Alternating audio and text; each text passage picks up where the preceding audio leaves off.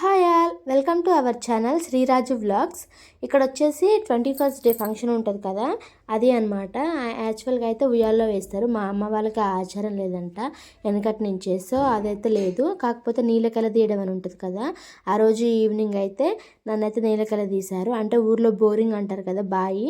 అప్పట్లో అంటే normal deliveries అయ్యి ఇట్లా బావి ఉండేదన్నమాట, నీళ్లు చేది ఇలా పోసేది. కానీ ఇప్పుడు అంత ప్రాసెస్ లేదు కదా, అందరికీ సిజేరియన్ కదా, సో అందుకని అంత రిస్క్ వద్దని చెప్పేసి ఇట్లా అందులో మజ్జిగ నీళ్ళు పసుపు కుంకుమ తీపిచ్చారనమాట. నీళ్ళు అయితే తీసుకొని వచ్చారు, ఇట్లా చేదడం ఏం లేకుండా ఉండేను. మా దగ్గర అయితే ఇట్లనే చేస్తారనమాట. మీ దగ్గర ఎట్లా చేస్తారో కామెంట్ చేయండి. చాలామంది అంటారు అవసరమా ఇవన్నీ ఇట్లాంటి తంతులు అనేసి, కానీ పెద్దవాళ్ళు ఏది ఊరికే చెప్పరు కదా, మన కోసమే చెప్తూ ఉంటారు ఏదైనా సరే. ఇది తీసిన అంటే ఇట్లా నీళ్ళకి తీయడం అంటారనమాట. ఇది తీసిన నెక్స్ట్ డే నుంచి మనం నీళ్ళతోటి ఏ పని చేసుకోవచ్చు అనమాట. 21st డే దాకా ఏం ముట్టుకోవద్దు అనమాట. నీళ్ళు కానీ ఇంట్లో పని ఏది ముట్టుకోవద్దు అంటారు.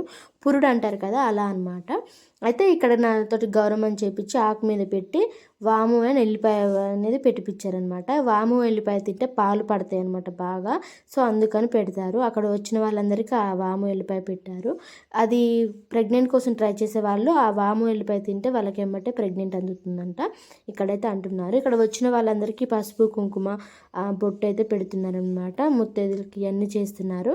ఇక్కడ నేమ్స్ కూడా చెప్పించారనమాట, మీ ఆయన పేరు ఏంటి ఇది అనేసి. కాకపోతే నేను అది వీడియో తీయలేదు, కానీ చాలా గమ్మత్తుగా అనిపించింది. ఇక్కడ ఊళ్ళో ఈ వైబు నాకు మంచిగా చాలా బాగా నచ్చిందనమాట ఫస్ట్ టైము. సో ఇక నీళ్ళకైతే మొక్కానమాట. ఇంకా బయట అయితే ఇట్లా చుట్టుకోమన్నారు.